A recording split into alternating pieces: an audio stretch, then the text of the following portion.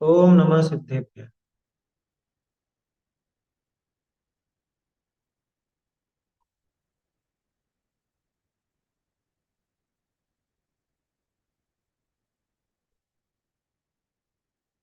मंगलमय मंगल करण वीतराग विज्ञान। नमो ताहि जाते भय आदि महा। करि मंगल करि हो महा ग्रंथ करण को काज। जाते मिले समाज सब पावै निज पद राज। मोक्ष मार्ग प्रकाशक ग्रंथ है। इसमें अपन ने अरहंत भगवान का स्वरूप और सिद्धों का स्वरूप देखा। अब आचार्यों का स्वरूप किस प्रकार का है। न सिर्फ आचार्यों का बल्कि आचार्य उपाध्याय और साधु तीनों प्रकार का है। मतलब तीनों प्रकार के जो मुनिराज हैं, वो मुनिराज कैसे होते हैं, क्या उनका स्वरूप है। हर एक का अलग अलग तो बाद में आएगा इसी। लेकिन कुछ बात ऐसी भी है कि चाहे वो आचार्य हो, चाहे उपाध्याय हो, चाहे साधु हो, उन सब में सामान्य रूप से वो बातें पाई ही जाती। तो ये अपन देख रहे थे, है ना। कल अपन ने ये स्वरूप देखना प्रारंभ किया था। इसमें जो पंक्तियां कल अपन ने पढ़ी थी, पैराग्राफ तो अपन ने पढ़ लिया था। अब उसमें से ही अपने को एक एक बात पर विचार करना है। तो कल तीन चार बातें अपनी हुई थी।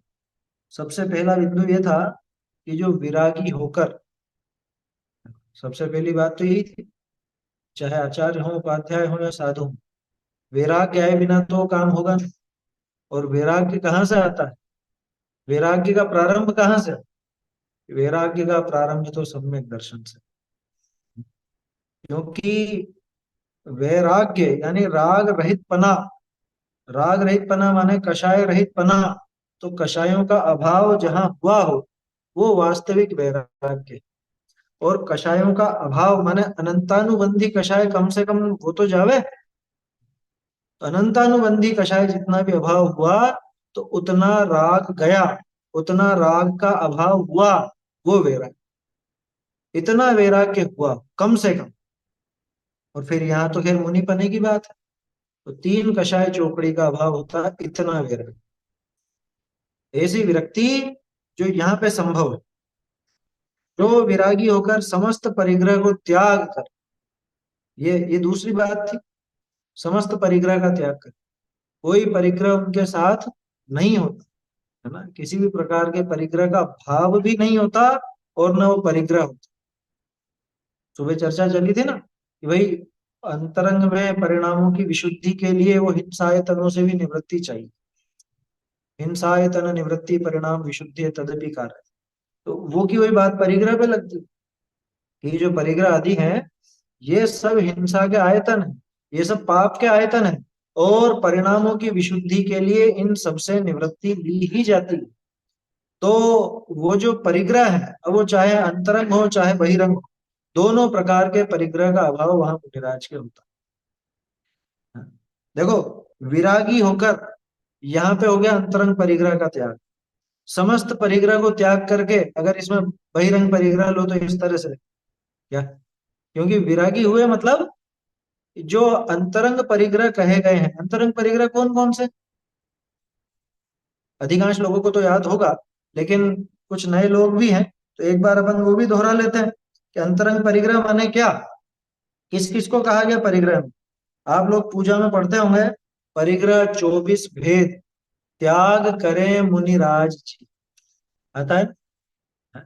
तिसना भाव उछेद घटती जान घटाई, किसमें आता है, दश लक्षण की पूजा में। दश लक्षण की पूजा में ही तो है। आकिंचन्य का अर्घ जो है वो यही तो है। परिग्रह 24 भेद त्याग करें मुनिराज।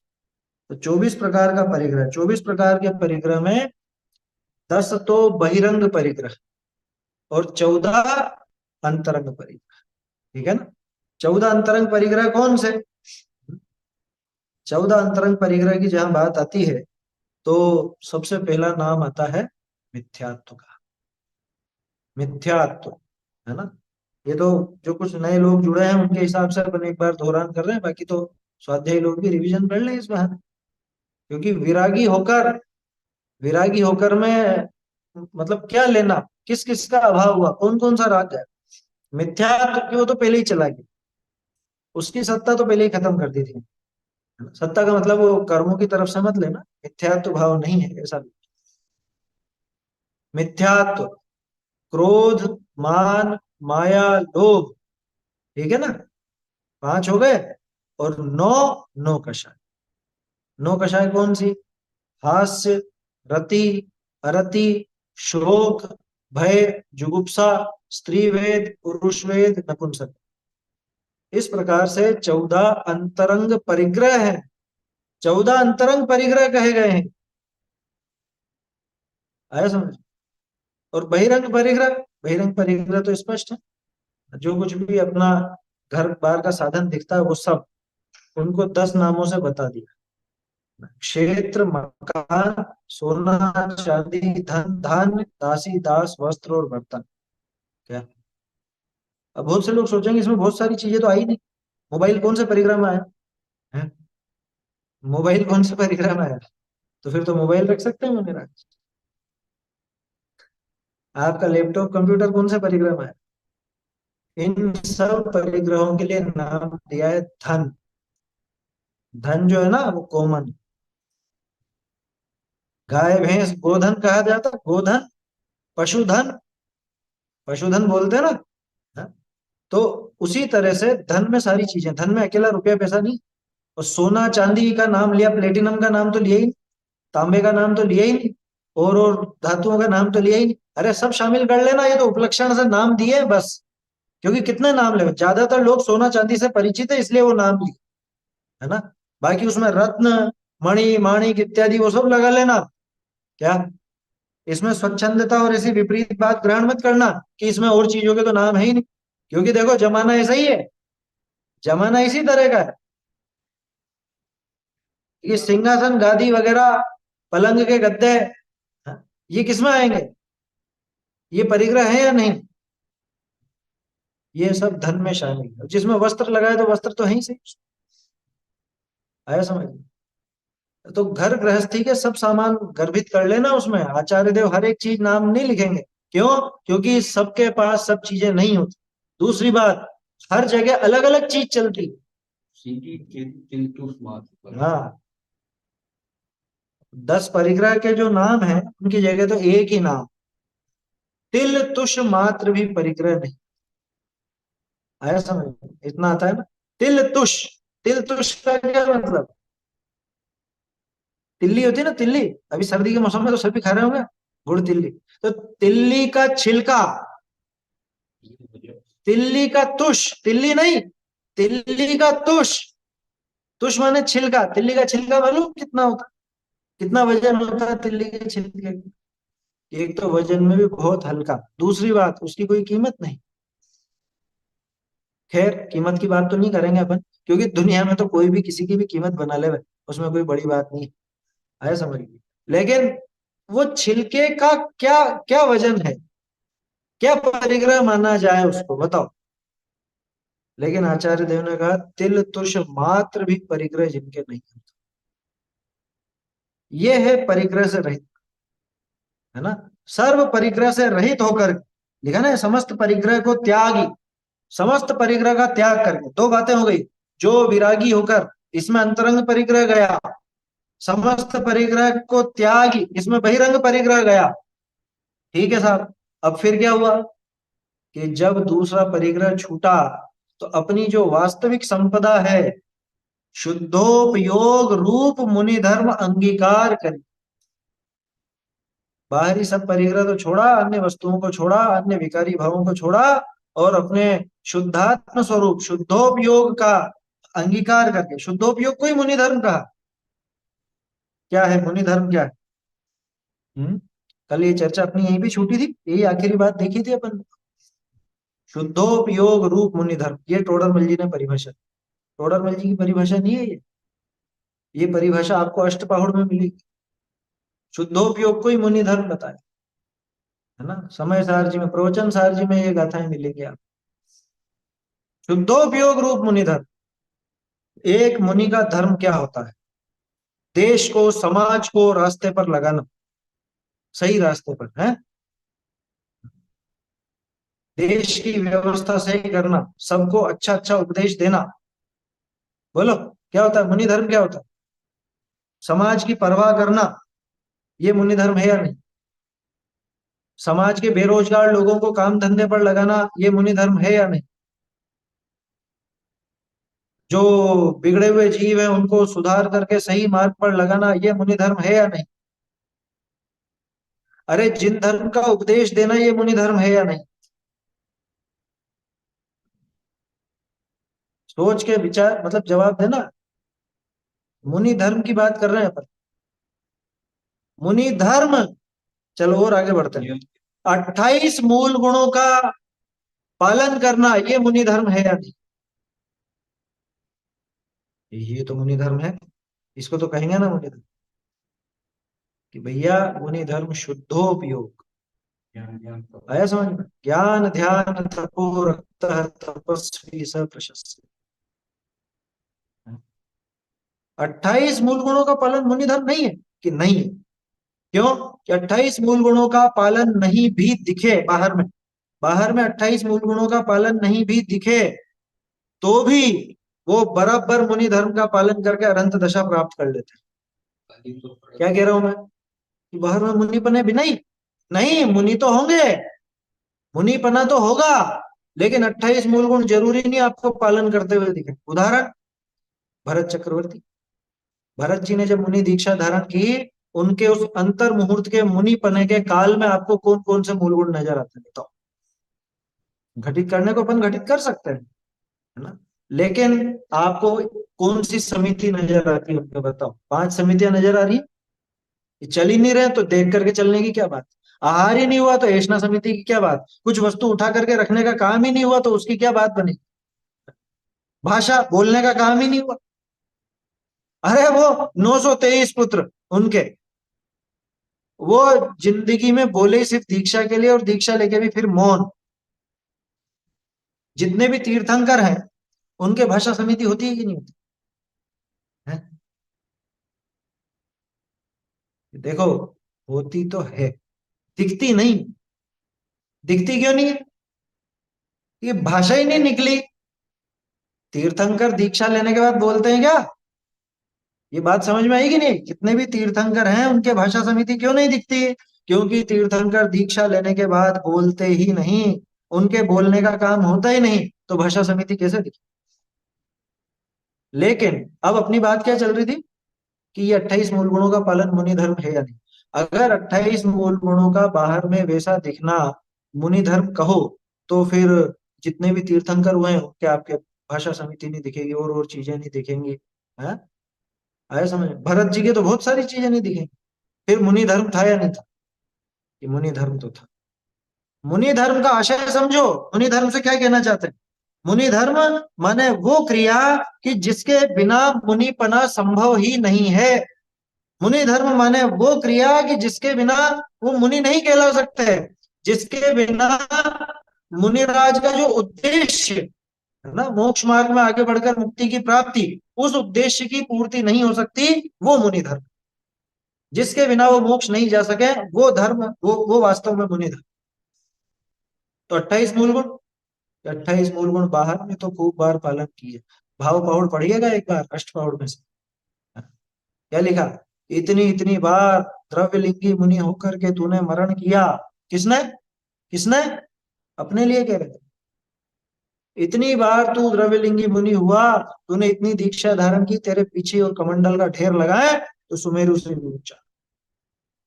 इतनी इतनी बार तू द्रव्यलिंगी होकर के तूने मरण किया, और मतलब वापस जन्म लिया, और जन्मते ही मर गया इतनी बार कि अगर तेरे मरण पर जो तेरी माँ रोई, उन आंसुओं को इकट्ठा किया जाए तो समुद्र भी छोटे पड़ जाए। इतनी बार द्रव्यलिंगी होकर के तूने मरण किया और वापस से जन्म लेकर के बाल्यकाल में ही मर गया, कि तेरी वो जो जन्म की नाल है, नाल समझते हैं ना, बच्चे की वो नाभि पर जो लगी हुई थी, जो माँ से जोड़ उसको, वो तेरे जन्म की नाल को इकट्ठा किया जाए, तेरे कोमल कोमल केशों को इकट्ठा किया जाए, तेरे कोमल नाखूनों को इकट्ठा किया जाए, तो सुमेरु से ऊंचा ढोर ढेर लगे।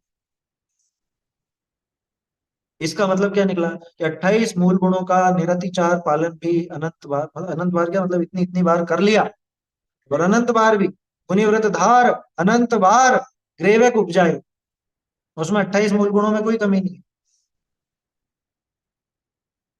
हाँ, बेला तेला मासोपवास इत्यादि लेकर भी वो ध्यान में मग्न होते थे। देखो, और क्या कहा, प्रतिक्रमण प्रत्याख्यान भी विष्कुंभ का, सही बात। तो बाहर की वो क्रियाएं वो वास्तव में मुनि धर्म की।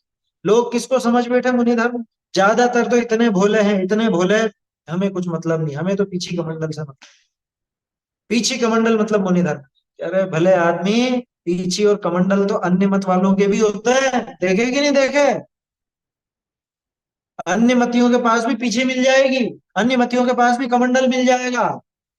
तो थोड़ा कोई और आगे बढ़ा कि नहीं, हम तो भाई नग्न दशा देखते हैं, ये नग्न अन्य मत में भी होते हैं। नागा बाबा वगैरह आते हैं ना। हाँ, तो पशु वस्त्र कभी नहीं पहने, वन में आयु गमाए दी, बीत गई। भजन है ना वो, जो इच्छा का दमन ना हो तो चारित्र से शिव गमन नहीं। तो विचार कीजिए, क्या है मुनि धर्म, और हमने क्या समझ लिया।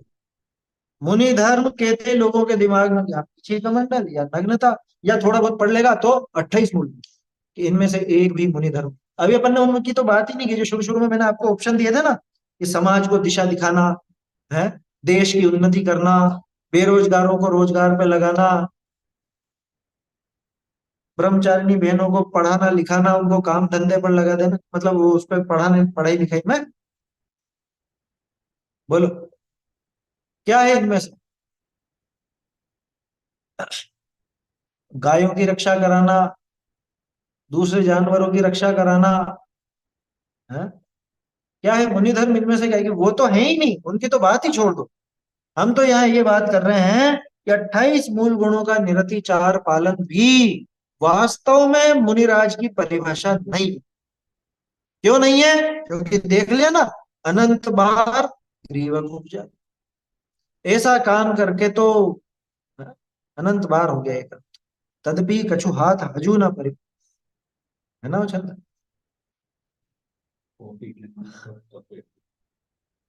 और यहाँ क्या कह रहे हैं, शुद्धोपयोग रूप मुनि धर्म। देखो, एक ऐसा अविनाभावी संबंध होता है न्याय में। अविनाभावी संबंध माने क्या, कि जिसके बिना उसकी सत्ता संभव नहीं। ठीक है ना। अपन इस तरह से घटित करके देखें कि कौन सी क्रिया मुनि धर्म कहलाएगी, कि जिसका मुनि धर्म के साथ, मुनि पने के साथ अविनाभावी संबंध हो, वो मुनि धर्म कहलाएगी। या जो भजनीय हो, भजनीय मतलब समझते हैं, भजनीय मतलब हो भी या ना भी, उसको बोलते हैं भजनीय। क्या, हो भी सकता है, नहीं भी हो सकता है, तो ऐसा हो भी जाए और ऐसा नहीं भी हो, तो उसको तो अपन नहीं कहेंगे ना मुनि धर्म। जो मुनि पने की अविनाभावी हो, यानी जिसके बिना मुनि पने की सत्ता ही संभव नहीं हो, जिसके बिना मुनि दशा आगे बढ़ ही नहीं सके, उसको कहेंगे, किसको कहेंगे अपन मुनि धर्म। तब आप लगा के देख लो, अविनाभावी का मतलब है कि अविना भावी, इसको इस तरह से समझना। भावी मतलब होने वाला, विना भावी यानी उसके बिना ही हो जाने वाला, और अविना भावी यानी जो उसके बिना नहीं हो। जैसे बारिश बादल की अविना भावी, समझ में आ गई बात। बादल बारिश का अविना भावी नहीं है, बारिश बादल की अविना भावी। बात समझ में आ रही है ना। कि बारिश होगी तो बादल होने पर ही होगी, बिना बादलों के तो बारिश हो नहीं सकती ना। ऐसा अविना भाव से, जैसे शक्कर और मिठास, कि शक्कर बिना मिठास के नहीं रहती, मिठास बिना शक्कर के नहीं रहती, इनका अविनाभावी संबंध। ठीक है। जैसे जीव है तो ज्ञान है, जीव और ज्ञान का अविनाभावी संबंध है। कि एक के बिना जो दूसरा नहीं रह सकता, मतलब लक्षण तो तभी बनेगा, किसी भी बात का लक्षण बनाया जाता है तो उसका अविनाभावी बना नहीं सकता। अब देखो, मुनि धर्म का अविनाभावी कौन हो? नग्नपना कि नहीं? नग्नपना तो अपन ने दो एक दिन पहले अव्याप्ति अतिव्याप्ति की बात की थी क्या? अव्याप्ति अतिव्याप्ति की बात की थी ना अपन ने। तो वो अव्याप्ति अतिव्याप्ति असंभव से आपको ये समझ में आ जाए।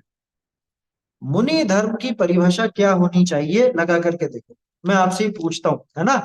आप लोग बताइएगा। एक नंबर अव्याप्ति के लिए, दो नंबर अतिव्याप्ति के, ठीक है ना? क्योंकि सबको बोलने के कह देंगे तो गड़बड़ हो जाएगी। तो अगर मुनि पने को, मतलब मुनि पने की परिभाषा अपन नग्नता बनावे, तो कौन सा दोष आएगा? एक नंबर अव्याप्ति या दो नंबर अतिव्याप्ति? अतिव्याप्ति। हाँ, देखो अतिव्याप्ति क्यों? कि जानवर भी नग्न है और दूसरे दूसरे भी नग्न है। आया समझ में? मनुष्य भी कई अवस्थाओं में नग्न ही रहता है, तो मुनि पनावा नहीं बनेगा। ठीक है ना? ऐसे ही और भी घटित करें। 28 मूल गुणों का निरतिचार पालन वो मुनि धर्म का लक्षण बनाए तो अव्याप्ति। वहां पर अव्याप्ति दिखती है। भरत चक्रवर्ती का उदाहरण आ गया ना, भरत जी का आ गया, और भी महामुनिराज जिनके बहुत सारी समितियां या कुछ वो नजर नहीं आती, नजर नहीं आती, ध्यान रखना। है तो सही, 28 मूल गुण तो है ही सही, लेकिन 28 मूल गुण रहने पर भी वो मुनिपना सदा नहीं, तो अव्याप्तिपना आ गया। ठीक है? और अब जो अपन ने दूसरा उदाहरण देखे वो लगा के देख। देश समाज की उन्नति, दुनिया भर को उपदेश देना है, ये कि इनका तो लेना देना नहीं, ये तो असंभव है, असंभव। मुनि धर्म में देश समाज की उन्नति का उपदेश या वो बात करना, लोगों को रोजगार देना, ये तो मुनि पने से असंभव है। अव्याप्ति अतिव्याप्ति नहीं, असंभव। क्योंकि मुनि पने में तो विरक्ति है, वैराग्य है। आया समझ में? अब ये शुद्धोपयोग को लगा के देखो कि जितने भी मुनिराज, असली मुनिराज, सच्चे भावलिंगी दिगंबर संत, हाँ, जो हमेशा 3 कम 9 करोड़ विराजमान हैं, वो क्या शुद्धोपयोग से रहित होते हैं? नहीं होते। जैसा शुद्धोपयोग मुनिराज के बताया है, क्या वो शुद्धोपयोग किसी और के पाया जाता है? नहीं पाया जाता। तो किसी और के नहीं पाया जाता, इसलिए अतिव्याप्ति नहीं आएगी। सारे ही मुनिराज शुद्धोपयोगी होते हैं, इसलिए अव्याप्ति नहीं आएगी। और शुद्धोपयोग अविनाभावी है मुनिपने का। क्यों? क्योंकि मुनि दशा की शुरुआत ही शुद्धोपयोग से है। कल अपन ने बात की थी ना, चौथा, पांचवा और सातवां गुणस्थान, इनकी प्रकटता आत्मानुभूति में ही होती है। माने शुद्धोपयोग, आत्मानुभव बोलो या शुद्धोपयोग बोलो, इनकी प्रकटता शुद्धोपयोग में ही होती है। इसलिए शुद्धोपयोग ही वास्तव में मुनि धर्म है। ऐसे शुद्धोपयोग रूप मुनि धर्म को अंगीकार करके, ये अपन ने इस पे चर्चा की है। आप सोच रहे हो कहाँ कहाँ की बातें कर रहे हैं, कहाँ कहाँ की नहीं, इसको सिद्ध कर रहे हैं अपन। ये दिमाग में बिठा लो कि मुनि दशा माने क्या? मुनि दशा माने शुद्धोपयोग। कि कभी तो आप कहते हो कि जैन दर्शन माने शुद्धोपयोग, अरे तो जैन दर्शन माने मुनि दशा। दर्शन पहाड़ में पढ़ लो, नहीं देखा था कि अष्टपहाड़ में अपन ने जैन धर्म किसको कहा? कि जैन धर्म अगर देखना है चलता फिरता जैन धर्म, ये मुनिराज को देखो, ये मुनिराज जैन धर्म है, ये मुनिराज शुद्धोपयोग है। तो शुद्धोपयोग इज इक्वल टू मुनि दशा। आया समझ में? ऐसा है। तो शुद्धोपयोग रूप मुनि धर्म, ये समझ में आया? मुनि धर्म की परिभाषा याद रखना हमेशा, और कोई परिभाषा नहीं। शुद्धोपयोग रूप मुनि धर्म, मुनिपना शुद्धोपयोग का ही दूसरा नाम है। शुद्धोपयोग मुनिपने का ही दूसरा नाम, इसके बिना कभी भी मुनिराज नहीं छठवें गुण स्थान। है। छठवें गुण स्थान में तो शुद्धोपयोग रहता नहीं। तो शुद्धोपयोग के बिना कभी छठा गुणस्थान हुआ है क्या किसी? छठा गुणस्थान कभी पहले आता ही नहीं है। कल चर्चा की तो थी अपन ने, पहले सातवां गुणस्थान आता है शुद्धोपयोग पूर्वक, और फिर जब वो शुद्धोपयोग छूटता है तब वो छठा गुणस्थान आता है। लेकिन वो छठा गुणस्थान वापस उस शुद्धोपयोग के अभ्यास के लिए आता है, गिरने के लिए नहीं आता। आता गिरने पर है, लेकिन तीन कषाय चौकड़ी का अभाव वहां है ना, वो शुद्धोपयोग को ही सूचित करता है। तीन कषाय चौकड़ी का अभाव तभी तक बना रहेगा जब तक इसके शुद्धोपयोग की सामर्थ्य बनी रहे। वो सामर्थ्य गई, तीन कषाय चौकड़ी का अभाव भी गया, मतलब वहां पे उदय आ जाएगा किसी दिन से। बोलिए। आपने बताया ना अव्याप्ति, अतिव्याप्ति और असंभव। असंभव तो पता चल गया कि जो हो ही नहीं सकता, और अव्याप्ति अतिव्याप्ति मतलब? ये अभी दो तीन, कल ही तो बात चली थी शायद, कल परसों, कब चली थी, नहीं चली, दो तीन दिन पहले बात करी थी, फिर से समझ लो। अव्याप्ति माने क्या, कि जो अपने लक्ष्य में पूरी तरह से व्याप्त नहीं, जो अपने लक्ष्य में पूरी तरह से व्याप्त नहीं, व्याप्त नहीं हो मतलब नहीं फैले। इसको ऐसे समझो, इधर देखो, है ना, ये अपना लक्ष्य है। माने अपना जो लक्ष्य है, इन पांच के माध्यम से अपन उसको समझते हैं, ठीक है।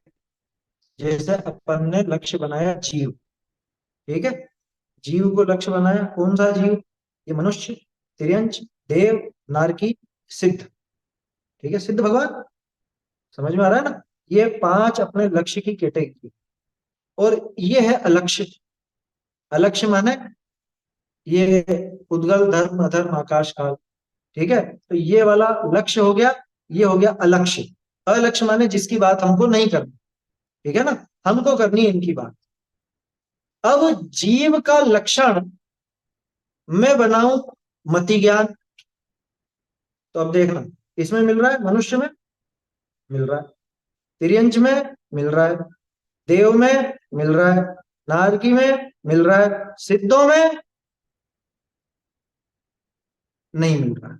तो जो मैंने लक्षण बनाया वो इतने में तो घटित हुआ, लेकिन ये हिस्सा छूट गया, तो ये हो गया अव्याप्ति। अव्याप्ति यानी छूट गया, इसको कहेंगे अव्याप्ति। पूरी तरह से व्याप्त नहीं हुआ ना, पूरी तरह से व्याप्त होता तो ऐसा हो जाता, सबको पकड़ लेता, लेकिन ये छूट गया, इतना हिस्सा छूट गया, तो ये अव्याप्त, ठीक है, इसको कहते हैं अव्याप्त। लक्ष्य के एक देश में वृत्ति होना, उसका नाम अव्याप्त। और कोई लक्ष्य एग्जांपल? एक देश वृत्तित्व अव्याप्त। और कोई और एग्जांपल? कोई, ये तो सीधा सा एग्जाम्पल है, और कोई हाँ पर वो, एग्जाम्पल लगा लो ना। जैसे गाय, ठीक है ना, गाय है, गाय तो जानते हो ना। हाँ देखो, तो ये अपन ने, ये गाय हो गई अपने जर्सी, ये होल्स्टीन हो गई, ये गिर हो गई, और कौन सी आती है, ये देशी हो गई, है ना, और समझ लो और भी कोई सी दूसरी जो भी आपको नाम ध्यान आए वो लगा लेना। हाँ, अब मैंने गाय का लक्षण बनाया कि गाय तो चितकबरी होती है। चितकबरी समझता है, वो काली सफेद ऐसे ऐसे धब्बे धब्बे रखे। तो ये गीर तो नहीं होती चितकबरी, ये देशी गाय भी चितकबरी नहीं होती, ये होलिस्टन या जो भी जर्सी है ये होती हैं इस तरह की। तो ये दो में तो लगा, तीन में नहीं लगा, तो ये अव्याप्त हो गया, पूरा पकड़ में नहीं आया ना लक्ष्य, ये लक्ष्य पूरा पकड़ में नहीं आया अपने को, तो इसको बोलते हैं अव्याप्त, ठीक है। फिर अतिव्याप्त में, जैसे जीव, वही जीव वाले पे आ जाओ, लक्ष्य और अलक्ष्य। मैंने जीव पे इसलिए लगाया कि आखिरकार तो अपने को जीव के ऊपर ही लगाना है, मैं दूसरे उदाहरण में समय नहीं बिगाड़ रहा। जीव का लक्षण बनाया अमूर्तिकपना, ठीक है, अमूर्तिकपना यानी अरूपीपना, ठीक है ना, ये लक्ष्य अपना। मनुष्य जीव हो, चाहे देव जीव हो, चाहे नारकी जीव हो, चाहे तिर्यंच जीव हो, चाहे सिद्ध जीव हो, सारे के सारे जीव अमूर्तिक है, जीव तो अमूर्तिक ही है ना। तो ये तो पूरे पकड़ में आ गए, तो सही लक्षण है कि नहीं, इधर उद्गल, ये तो चलो मूर्तिक है, लेकिन धर्म, अधर्म, आकाश, काल, ये भी मूर्ति अमूर्तिक है। तो ये तो पकड़ में आया, लेकिन साथ में ये भी पकड़ में आ गया, यानी लक्ष्य से निकल के अलक्ष्य तक भी पहुंच गया, तो ये हो गया अतिव्याप्त। अतिक्रमण कर दिया ना इसने, अपनी बाउंड्री से बाहर निकल गया, अपनी बाउंड्री से बाहर निकलने के कारण ये अतिव्याप्त हुआ। समझ में आया। तो लक्ष्य अलक्ष्य वृत्तित्व अतिव्याप्तम, ऐसी परिभाषा है। लक्ष्य के एक देश में वृत्ति होना अव्याप्ति, लक्ष्य और अलक्ष्य में वृत्ति होना यानी उसमें मिलना, ये अति व्याप्ति। और असंभव तो जानती कि लक्ष्य में मिलना ही नहीं। जैसे जीव का लक्षण, जीव का लक्षण स्पर्श रस गंध वर्ण, इनमें से एक में भी नहीं मिलेगा, एक में भी नहीं मिलेगा, ये असंभव। ठीक है ना। तो ऐसे वो तीनों चीजें हैं, वो समझने लगे। ठीक है। तो अब ये मुनि धर्म के ऊपर लगा के देख लो। तो शुद्धोपयोग, अब ये मुनि, आचार्य, उपाध्याय, साधु, ये गणधर और ये श्रुत के, ठीक है, 5 तरह के पन्ने मुनि थे, 5 प्रकार के मुनिराज ले। तो इनमें से कौन से ऐसे हैं कि जो शुद्धोपयोगी नहीं होते? ये भी होते हैं, ये भी होते हैं, ये भी होते हैं, ये भी होते हैं, ये भी होते हैं, सारे के सारे। ठीक है। तो लक्ष्य में तो पूरा मिल रहा है, चलो ठीक है, अव्याप्ति तो नहीं लगेगा। क्या किसी और में ये लक्षण मिल रहा है? ये मिथ्या दृष्टि, ये गृहस्थ, ये श्रावक और ये सासाधन वाला, या ये कोई और, ये दूसरा द्रव्य समझ लो, क्या इनमें से किसी में शुद्धोपयोग मिल रहा है? तो नहीं मिल रहा। तीन कषाय चौकड़ी के अभाव रूप शुद्धोपयोग की बात कर रहा हूं, ध्यान रखना। श्रावक के लायक वाली बात नहीं कर रहा हूं, नहीं तो आप वहां पे लगाने लग जाओ, उसकी बात नहीं कर रहा हूं। तीन कषाय चौकड़ी के अभाव रूप जो शुद्धोपयोग है, वो शुद्धोपयोग इन मुनिराज के ही मिलता है, अन्य किसी के नहीं मिलता। तो न तो अव्याप्ति घटित होता है, न अतिव्याप्ति घटित होता है। आया समझ में? सिद्धों के शुद्धोपयोग घटित होता है ना, सिद्धों के शुद्धोपयोगी तो है, निरंतर शुद्ध ही है उनका उपयोग, वो तो सदा काल के लिए शुद्धोपयोग। तो वो अनंत सिद्ध सब शामिल कर लेना उसमें, वो उसकी दिक्कत नहीं है, क्योंकि वो तो एक ही मार्ग पे है ना, मोक्ष मार्ग और इधर मोक्ष की पूर्णता, तो उसमें अंतर नहीं है। अरे मुनिराज को चलते फिरते सिद्धि तो बोला है, तो समस्या क्या है उसमें? तो सिद्धों में वो चीज मिले उसमें नहीं है समस्या, दूसरे में नहीं मिलनी चाहिए। मतलब पंच परमेष्टि के अलावा वो शुद्धोपयोग नहीं मिलता है कहीं पर भी, है समझ में? इसलिए मुनि धर्म शुद्धोपयोग। 28 मूल गुण में वो बात गड़बड़ हो जाती है कि ये द्रव्य लिंगी में भी 28 मूल गुण मिल रहे हैं, तो ये अति व्याप्त हो जाए। अथवा 28 मूल गुणों के अंदर शुद्धोपयोग घटित करोगे तो अव्याप्त हो जाएगा, कि 28 मूल गुण सभी पालन कर रहे हैं लेकिन सबके तो शुद्धोपयोग नहीं दिख रहा, जो द्रव्य लिंगी है उसके नहीं दिख रहा, मिथ्या दृष्टि है उसके नहीं दिख रहा। आया समझ में? ऐसे ही और दूसरे काम लगा लो। कौन से? वही देश समाज और उनके, कि उनमें से तो न, मतलब अव्याप्ति अति व्याप्ति की बात क्या करें, वो तो असंभव है, वो काम मुनिराज का। ठीक है ना। ऐसे घटित करके सही लक्षण समझ में आता। टोडरमल जी ने एक एक शब्द जो लिखा है ना, बहुत तोल मोल करके और सटीक लिखा है, आप उसको जरा सा भी इधर का उधर नहीं कर सकते। बोलिए। सर, आपने जो अभी बताया कि अविनाशी से शुद्धोपयोग में आना मिटा, मतलब उससे अलग नहीं होता है ना, आत्मा से ज्ञान अलग नहीं होता है। लेकिन मुनिराज है वो शुद्धोपयोग से शुभोपयोग में भी आते हैं, प्रवचन सार भी आचार्य कुंद हाँ शुभोपयोग में भी आते हैं कि नहीं आते हैं? हाँ हाँ, तो फिर आते हैं ना। अविनाभावी कैसे कहेंगे? तीन कषाय तो चौकड़ी का अविनाभावी अभाव है ना, अभी बात करी तो थी है। तीन कषाय चौकड़ी का जो अभाव है उसको शुद्धोपयोग से जुड़ा हुआ ही समझना। अभी ये बात अपन ने की थी ना, तीन कषाय चौकड़ी का अभाव कब तक रहेगा? कि जब तक वो शुद्धोपयोग की सामर्थ्य रहेगी तब तक रहेगी। शुद्धोपयोग की सामर्थ्य अगर उस जीव में नहीं है तो समझ लेना कि वहां पे तीन कषाय चौकड़ी का अभाव भी नहीं बचेगा, वहां पे दो का या एक का ही बचेगा, या कदाचित मिथ्यात्व में चला। तो शुद्धोपयोग के बिना नहीं, वो लेकिन तीन कषाय, मैं समझ गया आपकी बात, शुद्धोपयोग के बिना क्या तीन कषाय चौकड़ी का अभाव हो सकता है? नहीं हो सकता, हो है सकता ना। ना। नहीं नहीं, उसके बिना कैसे होगा? शुद्धोपयोग के बिना कभी तीन कषाय चौकड़ी का अभाव होगा ही नहीं। आत्मानुभूति पूर्वक ही सातवां गुणस्थान आता है ना, और सात में से छूटते हैं तो छठा आता है, छठा सातवां चलता है। तो तीन कषाय चौकड़ी का अभाव वो शुद्धोपयोग पूर्वक ही बनता है, आत्मानुभव पूर्वक ही बनता है, उसके बिना बन नहीं सकता, ये असंभव है बात। भाई सीधा सा इसको ऐसे समझना, इसका विज्ञान समझिए। लेकिन कषाय क्या है? कषाय कौन से गुण की विकारी पद है? तीन कषाय चौक कषाय कौन से गुण की विकारी परे? चारित्र गुण की, ठीक है ना। और आत्मलीनता, आत्मलीनता, शुद्धोपयोग, ये भी चारित्र से ही जुड़ी हुई चीज है। हालांकि ज्ञान चारित्र ये सब काम करते हैं उसमें, वो ज्ञान की ही लीनता है। लीनता काम चारित्र का, जानने का काम, उसको उस सुख को वेदने का काम ज्ञान का, ठीक है ना। लेकिन अपन वो चारित्र की बात कर रहे हैं।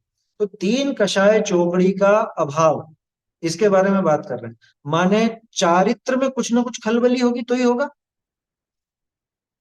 बात समझ में आ रही है? क्योंकि चारित्र का विकार है तीन कषाय, तीन कषाय चौकड़ी वो चारित्र का विकार है। तो उसका निराकरण, उसका अभाव किससे होना चाहिए? कि चारित्र में कुछ ना कुछ विशेषता हो तो होगा। और वो चारित्र की विशेषता क्या है? कि वो आत्मानुभव, स्थिरता, लीनता, है ना। आत्म स्वरूप में स्थिर होना, आत्म स्वरूप में लीन होना, यही यही काम है। देखो, चौथा हो, पांचवा हो, सातवां हो, या साक्षात अरहंत दशा हो, ये चारों चीजें आत्मानुभव की भूमिका में ही होती हैं। प्रारंभ की बात कर रहा हूं, ये तो आप सोचो कि चौथे में हमेशा का आत्मानुभव होता है। देखो इधर क्या हुआ, आत्मानुभव हुआ, चौथा गुण स्थान प्रकट हुआ, एक कषाय चौकड़ी की। चारित्र का काम देखा ना, इधर चारित्र, इधर लीनता हुई, स्थिरता हुई, एक कषाय चौकड़ी का भाव। फिर इधर उधर ही था, बाहर था, अब उपयोग वापस से वो आत्मा में लगा, स्थिरता बढ़ी, आत्मा में लीनता से वहां दो कषाय चौकड़ी का भाव। फिर वो मुनि दशा आने को थी, वैराग्य हो गया, ये सब हो गया, नग्नता आ गई। अब वो सबसे पहला काम क्या करता है मुनि दशा लेते ही? आत्मानुभव, आत्मलीनता करता। आत्मलीनता हुई, इधर तीन कषाय चौकड़ी का। समझ में आ रहा है? तो माने चारित्र का विकार चारित्र की शुद्धि से दूर होगा। सीधी सी तो बात है।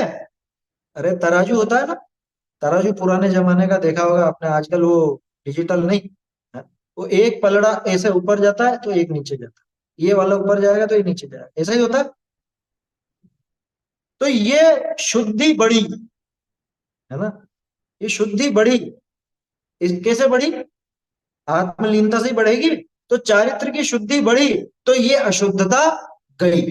कौन सी अशुद्धता गई? ये पहले वो एक कषाय चौकड़ी की, फिर वो दो कषाय चौकड़ी की गई है, और स्थिरता बढ़ी तो तीन कषाय चौकड़ी की। इसलिए शुद्धोपयोग का दूसरा रूप तीन कषाय चौकड़ी के अभाव को समझना, है ना।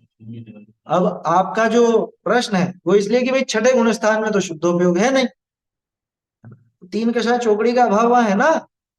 वो शुद्धोपयोग की परिणति तो बनी हुई है ना। इसको अपन ऐसे समझो, शुद्धोपयोग की सामर्थ्य, वो सामर्थ्य समाप्त हो गई क्या? वो सामर्थ्य समाप्त नहीं हुई, अभी अंतर मुहूर्त के अंदर वो लीन होगा। क्योंकि छठा गुण स्थान टिकता ही नहीं है। अगर वो लीनता नहीं आ रही है तो वो नीचे जाता है। ऐसा ही है ना गुण स्थान का क्रम। तो अंतर मुहूर्त में अगर लीनता नहीं हुई तो छूट जाएगा, फिर तो नीचे हो जाएगा, पांचवा, चौथा अथवा पहला, कहीं भी चला जाए। तो ये है, नहीं, इसलिए मुझे कहा शुद्धोपयोग रूप होने का, है ना। ये कहना था कि मुनिराज ग्रंथ वगैरह लिखते हैं, जैसे कि समय सार वगैरह, वो भी तो हाँ, शुद्धोपयोग शुभोपयोग में आकर ही लिखते हैं ना, कि नहीं? हाँ लिखते हैं। हाँ, तो मतलब मुझे अविनाभावी क्यों, मतलब वो तो अविनाभावी मतलब उससे छूटता ही नहीं। अविनाभावी का अर्थ यह है, अविनाभावी में दो तीन तरह से अर्थ लेना। एक तो अविनाभाव ये कि मुनिपना शुद्धोपयोग के बिना प्रारंभ नहीं होता, ये अविनाभाव, है ना। दूसरा, हर अंतर मुहूर्त में शुद्धोपयोग होगा, ये अविनाभाव है, समझ। हर अंतर मुहूर्त, वो ग्रंथ भी लिख रहे हैं ना, ग्रंथ कंटिन्यू नहीं लिख, हमारी तरह नहीं है कि अपन कोई काम करने बैठे तो एक दो घंटे तीन घंटे उसी में लग रहा है, ऐसा नहीं, कभी नहीं होता ऐसा। भोजन कर रहे हो ना, तो भोजन करते करते बीच में थोड़ी देर के लिए तो वो फुर्ती बहुत रहती है उनको, उनको अभ्यास है। अपने को नहीं है वैसा अभ्यास। अपने को तो एक तरफ बैठ करके और वो सारा करना पड़ेगा तो जाके अपना वो काम बनेगा, क्योंकि अपना वैसा अभ्यास है। मुनिराज का तो ऐसा अभ्यास है कि वो कर लेते। कल्पना नहीं होती होगी बहुत से लोगों को, चक्कर क्या है, हम हमारी भूमिका में खड़े रह करके मुनि दशा को तोड़, अपनी साइज में उनको फिट करना चाहते, ऐसा नहीं होता। जैसे कोई नई बालिका, नई का मतलब अभी सीख रही है, रसोई का काम सीख रही है बालिका, ठीक है ना, तो वो रोटी बनाना सीख रही है, तो वो रोटी पे ही पूरा का पूरा दिमाग रहेगा उसका, है ना। उससे कुछ पूछो, अभी बोलो मत, अभी मुझको रोटी बनाने दो, कुछ पूछो तो क्या कहेगी कि अभी बोलो मत, बिल्कुल डिस्टर्ब मत करो। कह रहे तो तेरा हाथ थोड़े रोके हमने, तू तो सुन ले रहा कि नहीं सुनना अभी मुझे, अभी मेरे को यहाँ ध्यान लगा। और आप कैसे बनाते हो? आप तो इधर उधर भी देखते हुए भी बना लोगे, दूसरों से बातें करते करते भी बना लोगे। ये क्या है? ये विशेषता कहाँ से आई? ये विशेषता अभ्यास। तो मुनिराज का हर अंतर मुहूर्त में आत्मलीनता का अभ्यास है, इसलिए उनको देर नहीं लगती। वो आत्मानुभव करके वो शुद्धोपयोग में जाने में उनको देर नहीं लगती। तो शुद्धोपयोग रूप मुनि धर्म, जिसका आशय समझना कि जिसके बिना मुनि धर्म प्रारंभ नहीं होता, मुनिपना प्रारंभ नहीं होता, और हर अंतर मुहूर्त में जिसका क्या कहें, जो आता ही आता है, तो अविनाभावी तो हुआ। और तीसरी बात, वो तीन कषाय चौकड़ी का भाव, वही, उसके बिना मुनिपना होता नहीं। इसलिए शुद्धोपयोग रूप मुनि धर्म अंगीकार की, ऐसा दिख। बोलिए। सर ऐसा था कि जैसे मुनिराज का शुद्धोपयोग तो हर अंतर मुहूर्त में होता है। अब हमारा एक चौथे गुणस्थान वर्ग का जो शुद्धोपयोग है वो जैसे मुनिराज को तो खाते पीते भी मतलब जो आहार ले रहे हो तो उसमें भी हो जाता है। हमारा जो हाँ, शुद्धोपयोग है वो भी हम कोई काम करते हुए हो नहीं सकता है होगा, क्या? नहीं होगा, सर एग्जाम्पल नहीं ये होगा। है कि कीचक को मार खाते हुए हुआ था। मार खाते हुए नहीं हुआ था, उसके बाद से पहले तो मार खाने पर तो ग्लानि हुई थी, और उसके बाद खुद की आत्मनिंदा करके एक तरफ बैठे, हैं? जंगल चले गए, विचार किया, भेद विज्ञान चलाया, वहां जाके वो मार खाते खाते नहीं होता किसी को। आया समझ में? और वहां का भी शायद प्रसंग आता है कि एक मुनिराज मिले और मुनिराज का उपदेश सुन करके उस पर विचार किया, ऐसा भी प्रसंग आता है। तो अपनी भूमिका में ऐसा नहीं होता, क्योंकि अभ्यास नहीं है ना, सीधी सी बात है, अभ्यास नहीं है। ये उनके अभ्यास की बात है, मुनिराज के, ये अभ्यास की बात है। अभी वो रोटी का उदाहरण देखा तो सही अपन ने, दूसरा उदाहरण ले लो, है ना। आपको रोटी का समझ में नहीं आया तो आप मोटरसाइकिल का ले लो। आप जब सीखे थे, जब सीख रहे थे साइकिल चलाना है, मोटरसाइकिल चलाना, तो उस टाइम पे कैसा कैसा ध्यान रखते थे कि अब वो क्लच दबाना है, अब गियर बदलना है, क्लच छोड़ना है, ब्रेक देनी है, ब्रेक लगाना है, ये सारा था कि नहीं था? उस टाइम पे किसी से बात करना भी पसंद नहीं आता, कोई कुछ बोले बर्दाश्त नहीं होता कि अरे अभी ये सीखना तो, बोलो। और अब तो इधर उधर भी निगाह चल जाती है और सब काम अपना खटाखट खटाखट होता रहता है। आया समझ में? जल्दी जल्दी होने लग जाए तो गुणस्थान बढ़ता है। जल्दी कैसे होगा? कि या तो वो अनुभव में प्रगाढ़ता आ गई, है ना, अनुभव प्रगाढ़ हो गया, या यूं समझ लो कि उसमें वो शुद्धि बढ़ गई, कषायों का शुद्धि बढ़ी और इधर कषाय समाप्त हुई, एक ही बात है। हाँ भाई, 15-15 दिन के अंदर होने लग गया तो समझ लेना पांचवा गुण स्थान, और हर अंतर मुहूर्त में होने लग गया तो वो बनी दशा है। ऐसा, तो अभ्यास वाली बात है, अपने को तो एकांत में बैठ करके वैसे ही करना पड़ता है, ऐसे मतलब वही करना पड़ेगा, वैसे ही होगा, उसके बिना नहीं होगा। मतलब एकांत में बैठेंगे तत्व विचार करेंगे हाँ, तभी हो पाएगा। हाँ, ये जो चीजें हैं, ये सामयिक प्रतिक्रमण इत्यादि काय के लिए है ये? आप क्या समझते हो, ये कोई क्रियाकांड यूं थोड़ी ना है कि रोज ये पाठ पढ़ना, और लोग तो वही समझते हैं सामयिक पाठ पढ़ लिया मतलब सामयिक हो गई। वो इसीलिए थी, आगे वो रत्नकरण जी में आएगा, कैसे स्थान पर बैठना है जहाँ कोई शोरगुल ना हो, कोई दूसरे कीड़ी काटे की बाधा नहीं हो, है? और चीजें नहीं हो, और वो कषायों की मंदता, वो तो वास्तविक चीज, वो मतलब अंदर से वैसी शुद्धि चलेगी, वो भूमिका पहले वैसी बनेगी, तब जाकर के वो काम होता अच्छा सर एक ये अष्ट है। प्रवचन नहीं होता मात्रिका ऐसे करेंगे। जरूरी है ना मुनिराजों को? मुनिराज, मुनि हाँ के लिए क्या? अष्टप्रवचन मात्रिका मात्र भी तो जरूरी है। जैसे शुद्धोपयोग हाँ रूप जो धर्म है, तो बाहर में अष्टप्रवचन हाँ, मात्रिका तो जरूर बनेगी। जैसे 28 मूल गुण जरूर मिलेंगे, बस वैसे ही है वो। अष्ट प्रवचन मात्रिका माने क्या? 5 पांच समिति और 3 महावाक्य। गुप्ती, अथवा 5 महाव्रत 3 गुप्ती, उसमें 5 समिति मिला देते तो 13 प्रकार का चारित्र होता है। तो वो सब 28 मूल गुण में शामिल है। मुझे बताओ 3 गुप्ती क्या चीज? शुद्धोपयोग से हटके 3 गुप्ती क्या चीज?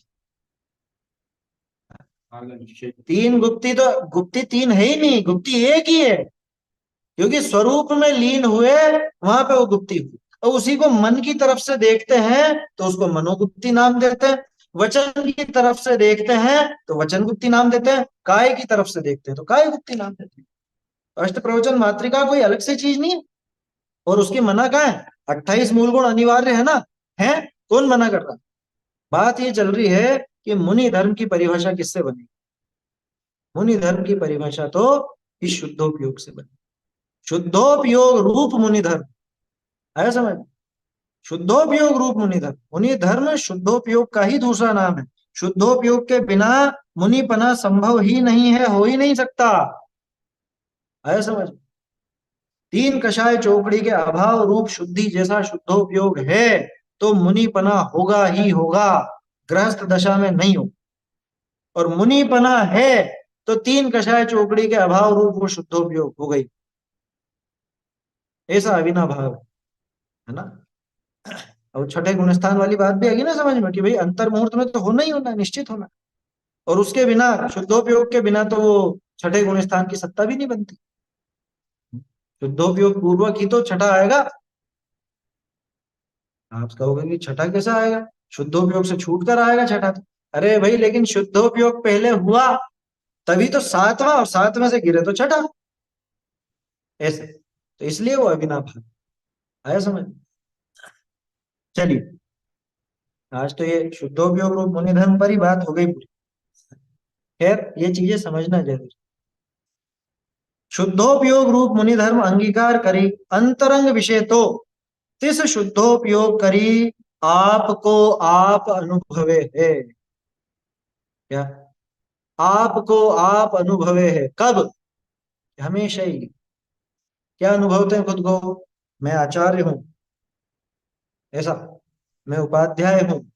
अच्छा, खुद को मुनि तो कहते हो, मुनि तो अनुभवते होंगे कि मैं मुनि हूं, मुझको ऐसा ऐसा पालन करना, मुझको 28 मूल गुणों का निरतिचार पालन करना चाहिए क्योंकि मैं मुनि हूं, मुझको ऐसा काम नहीं करना चाहिए क्योंकि मैं मुनि हूं, मुझे ऐसा काम करना चाहिए क्योंकि मैं मुनि हूं, ऐसा।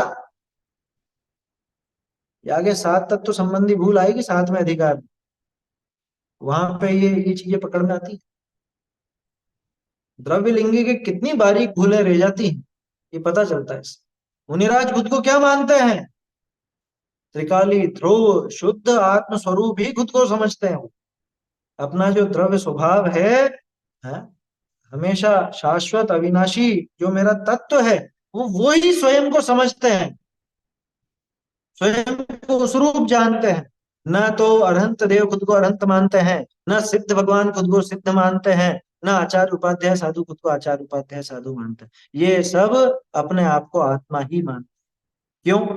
क्योंकि ये जो 5 चीजें हैं, ये 5 पद हैं, ये तो पर्याय है। कल करी थी ना बात अपन ने, ये पांचों तो पर्याय हैं। वो खुद को पर्याय रूप मानते ही नहीं, वो तो खुद को त्रिकाली ध्रुव द्रव्य समझते हैं, द्रव्य मानते हैं। आया समझ? बताई थी ना कल मोक्ष पहाड़ की 104 गाथा। सब आत्मा की अवस्थाएं, कौन सब? यही अरहंत सिद्धाचार्य पाठक साधु हैं परमेष्ठिपण, सब आत्मा की अवस्थाएं, आत्मा ही है शरण। ये सब आत्मा की अवस्थाएं हैं, और मैं अवस्था रूप नहीं हूं, मैं तो अवस्थाओं से निराला तत्व हूं। क्या? ये सब अवस्थाएं, अवस्थाएं माने पर्याय, ये पर्याय तो अनंतानंत यहां से निकलती जाती हैं, और मैं वैसा का वैसा बन सर, है। मैं समझ? आत्मा हूँ और मैं शुद्ध द्रव्य तत्व हूँ, ये विकल्प भी तो उनको उचित नहीं है फिर वहां पर। हाँ, नहीं होता ना विकल्प, ये विकल्प पहले होगा और उसके बाद लीनता होगी। या बोलने में तो ऐसे ही आएगा ना, क्या करें अपन? जी सर। बोलने में तो ऐसे ही आएगा भाई। बोलने में जो अपन बोल रहे हैं इतना विचार नहीं होता, वो तो खट से लीन होता है वहां। जैसे मान लो आपने नदी के ठंडे पानी में डुबकी लगी, ठीक है ना? अब इसका वर्णन करो। निबंध लेखन करा होगा ना, पैराग्राफ लिखा होगा, उस अनुभव का वर्णन कीजिए। तो वर्णन करने में तो ऐसे ही आएगा कि मुझे सिर से पैर तक पूरा का पूरा ठंडा ठंडा लगा, और पानी में डुबकी लगाने पर बहुत आनंद की अनुभूति हुई। सर्दी के मौसम की बात और रहेगी है। तो वो सारा वर्णन तो अलग से लिखोगे आप, लेकिन ये बताओ जब वो डुबकी लगाई उस समय के ये सारे विकल्प चल रहे हैं, हैं? कि मैं अब ठंडा हो रहा हूं, अब मुझे ठंडक अनुभव में आ रही है, हाथ भी ठंडे हो गए हैं, पैर भी ठंडे हो गए हैं, माथा भी गीला हो गया है, हैं? ये चीजें अब नहीं आएंगी, ये विकल्प अब। लेकिन क्या करें, बोलने में ये सब आता, बोलने में ये सब, ईद के है ना? बाद ये उधर चलो मिला हाँ। मतलब थोड़े ही उस पर निकल रहे थे। सुनाई दिया क्या? नहीं सुनाई दिया? और जब निकले ना एक कोई ऐसे विचार करता उसमें फकीर जैसा, क्या विचार था कोई अब कोई समझ लो बाबा, ऐसे बाबा साधु महात्मा टाइप बाबा कोई, अब उसके पास गया कि मुझे भगवान से मिला दो, हाँ? उनकी भाषा में खुदा से मिला दो या जो भी, भगवान से मिलना है मुझे, भगवान कैसा होता है क्या है। तो कि चल दिखाता हूँ, ले गए नदी पे, हाँ? लगा इसमें डुबकी, अब डुबकी लगाई और इधर से ये उसके ऊपर कूद गया, उसको दबा दिया, निकलने नहीं दे उसको, क्या?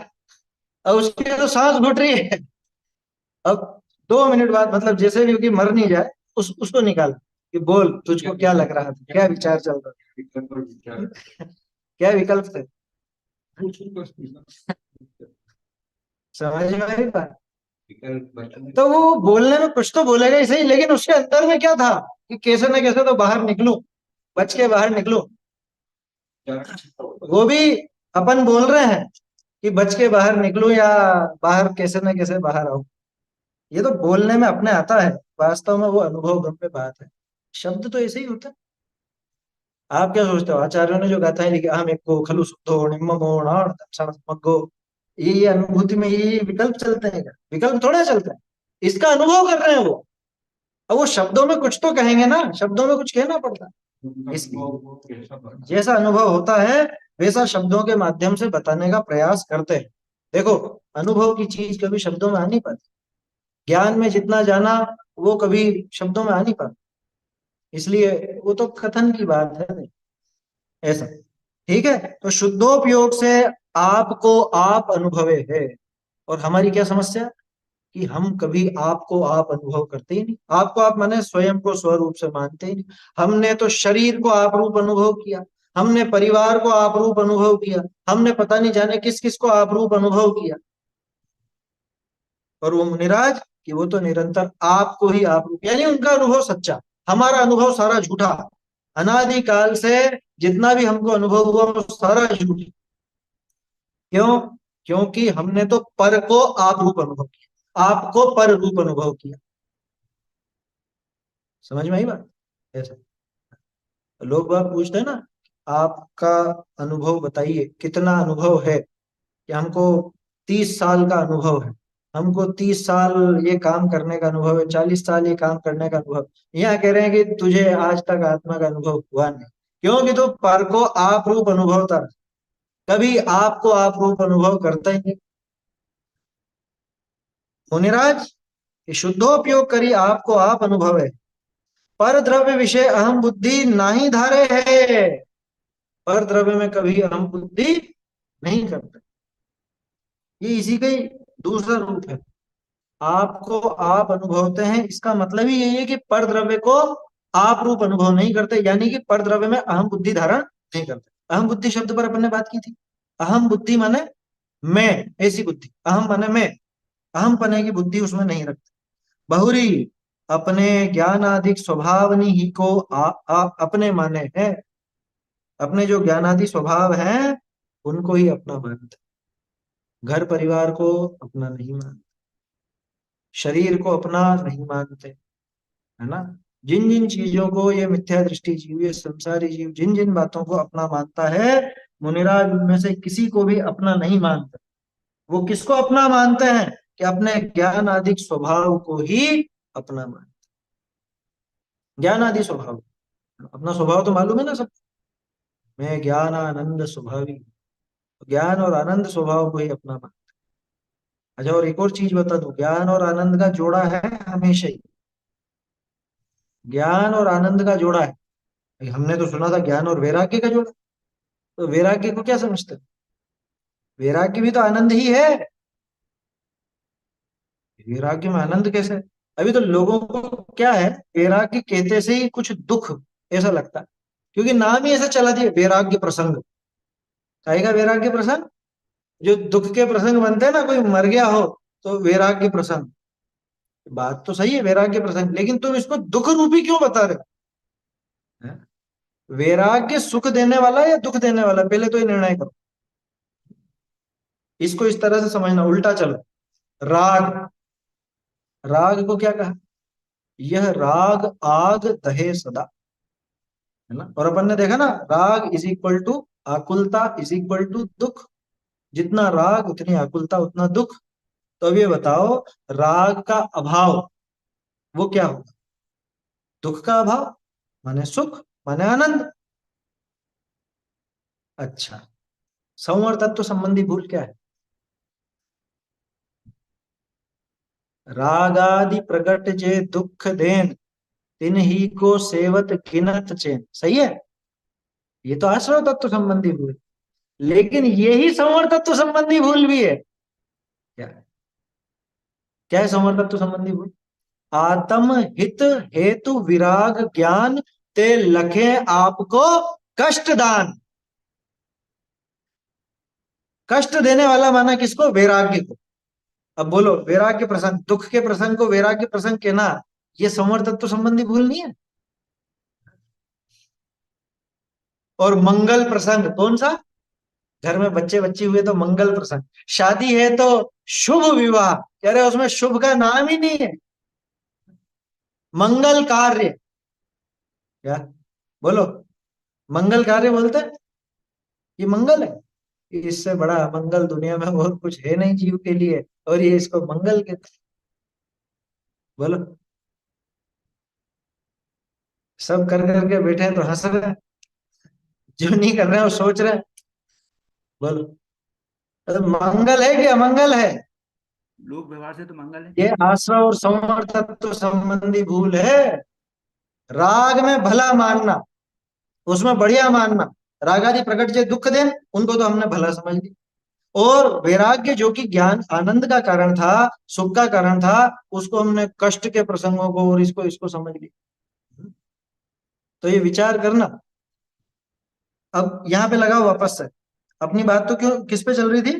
कि अपने ज्ञानादि स्वभाव को, ज्ञान और आनंद का जोड़ा है, इस पे बात चली थी। ज्ञान और आनंद का जोड़ा है, और टोडरमल जी ने तो हर जगह ज्ञान और आनंद की बात साथ में लेके की है। स्याताम ज्ञानानंदो भवताम ज्ञानानंदो स्यात्। बोलो, ऐसा लिखा उन्होंने, कहाँ लिखा पता है? सम्यक ज्ञान चंद्रिका में, जहाँ अर्थ दृष्टि अधिकार समाप्त होता है, वहां पे उन्होंने दिया, ये आशीर्वाद दिया। क्या? कि तुम्हें ज्ञान और आनंद की प्राप्ति। और बताओ कहाँ लिखा? रहस्यपूर्ण चिट्ठी में, तुम्हारे चिदानंद घन के अनुभव से सहजानंद की वृद्धि चाहिए। क्या भरा था टोडरमल जी के दिल में, तो देखो, है बिल्कुल अध्यात्म की धारा बहती थी, कहीं भी उठा के देख लो। तो मुनिराज कैसे हैं? कि अपना जो स्वभाव है, देखो समय होने को है अपना, अपने ज्ञान आदि स्वभावनी ही को अपने माने है, किसी अन्य वस्तु को अपना नहीं मानते। पर भावनी विषय ममत्व न करे है, पर भावों में ममत्व नहीं करते। इस पर चर्चा कल करेंगे अपन, पर भाव में क्या क्या लेना, है ना? चलिए, ऐसा नहीं समझना कि ये बहुत बहुत लंबा चल रहा है, लंबा चल रहा है, लंबा नहीं, एक एक चीज को समझो, महिमा आनी चाहिए ना। शुरू में पढ़ा था ना अपन ने, कि भाई इनका स्वरूप अगर समझे ही नहीं तो नमस्कार करने का फायदा क्या है। और स्वरूप तब समझ में आएगा जब उसको एक एक बात को अपन गहराई से विचार करेंगे कि ये इनकी महानता का कारण है, तब जाके वो उनका स्वरूप स्मरण और नमस्कार सफल हो। आगे करेंगे चर्चा। उसी भी बता करोगे ना, हम्म, ये सब पढ़ाई हाँ बच्चे लेंगे कल उसको, प्रभाव वाला पूरी डिटेल भी लेंगे। बोलो। पंडित जी राग क्या होता है?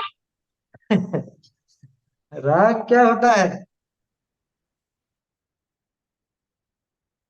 मैं पसंद हूं कि नहीं आपको? ये राग पसंद है, ये राग है ना। राग इसको कहता है, कोई चीज अच्छी लगना, किसी को भला समझ के चाहना, उसको राग कहते हैं। जैसे खेलना पसंद है ना, खेलना पसंद है तो माने खेलने से राग है, इसको बोलते हैं राग। बिल्कुल पसंद हाँ, स्कूल पसंद नहीं है ना, स्कूल पसंद नहीं है, इसको बोलते हैं द्वेष, है ना। ऐसा और समझेंगे आगे। चलिए। चैतन्य का स्मरण प्रतिक्षण ही करो रे, भव के अनंत दुख को क्षण में हरोरे अक्षय अनंत निज भोग्य निधान पाओ। गाओ अरे इसी के गीत गाओ, गाओ निज निधि निज में बताई है। आई अनंत अरे उपहार है इसके लिए लिए चिन्ह पाई वंदना आपको शुक्रार। सत जिनवारी माता की जय हो। जिनवारी